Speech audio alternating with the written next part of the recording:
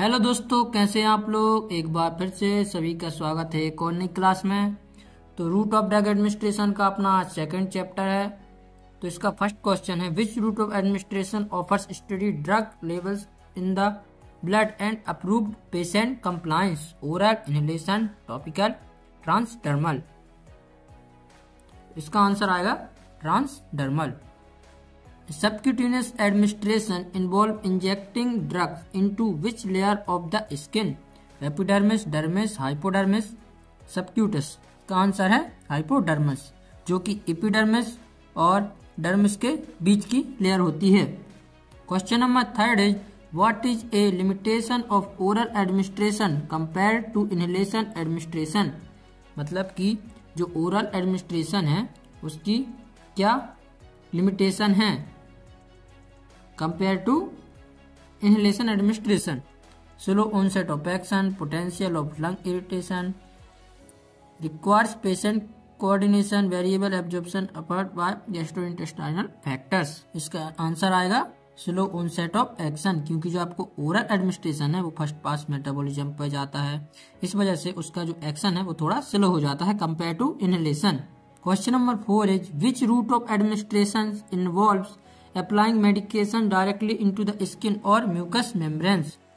Oral, parenteral, inhalation, topical। Answer आएगा topical, क्योंकि यहाँ अप्लाइंग की बात हो रही है जो कि डायरेक्ट स्किन की बात हो रही है, तो स्किन में ना ओरल ना पेरेंटल ना इनहेलेशन आएगा, इसमें आएगा topical. Question number 5 is, which route of administration is suitable for drugs which good permeability and bypass the gastrointestinal tract? Rectal, intravenous, intramuscular। इसका आंसर आएगा sublingual।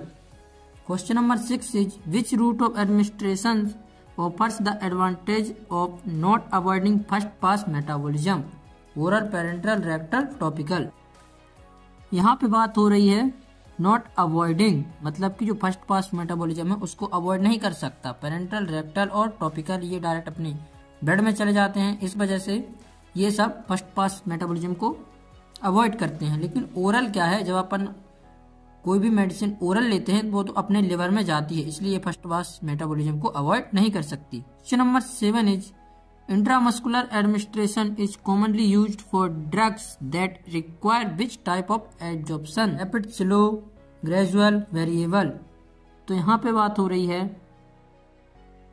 इंट्रामस्कुलर की, तो इंट्रामस्कुलर जो है आपका डायरेक्ट ब्लड स्ट्रीम में जाता है, इसलिए इसका एक्शन जो होगा वो रैपिड होगा। और 8 is, what is a disadvantage of inhalation administration? Rapid onset of action, direct delivery to the respiratory tract, potential for lung irritation, avoid first pass metabolism. Potential for lung irritation, इसका answer ये आएगा। Which route of administration is least affected by gastrointestinal factor? तो यहाँ पे बात हो रही है कि जो थोड़ा गैस्ट्रोइंटेस्टाइनल ट्रैक को इफेक्ट करता है वह कौन सा है।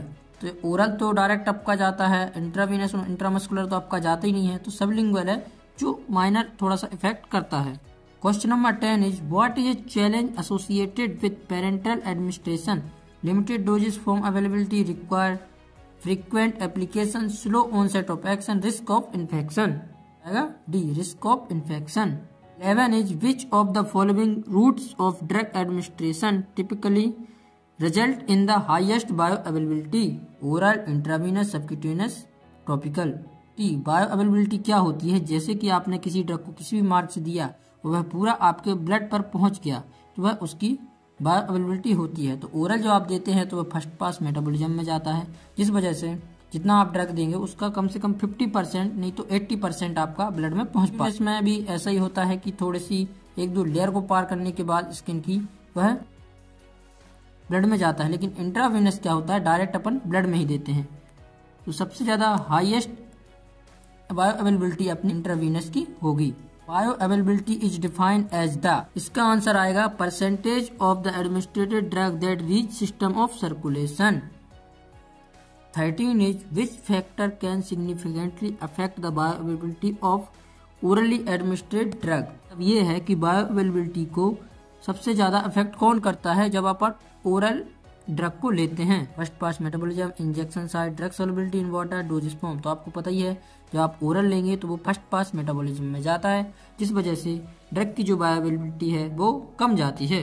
Question number 14 is transdermal drug delivery system are designed to enhance bioavailability by increase drug absorption through the skin, bypass the gastrointestinal tract, avoiding hepatitic metabolism. तो यह सभी इसके एडवांटेजेस हैं, मतलब ये सब होता है, इसका मतलब ऑल ऑफ द अबव।